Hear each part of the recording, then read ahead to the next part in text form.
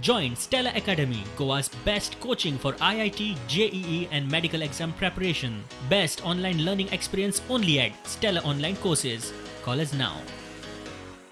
GCZMA passed an order to stop commercial activities in this, saying that there was a provision in CRZ 2011 saying that dwelling units of the traditional coastal tribals are only permissible and no other commercial activity, and this cannot be sold. You can see it here, and you can also see it here that in the order they have produced that the commercial activities cannot be done and it cannot be sold to non-commercial people.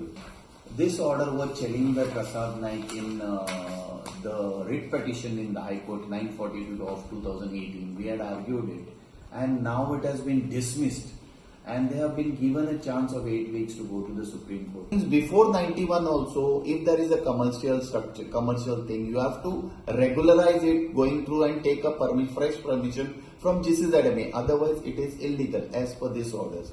So now they have to challenge this order of the Honorable High Court and of the GCZMA and NGT in Honorable Supreme Court. If he does not challenge that order, then this order stands.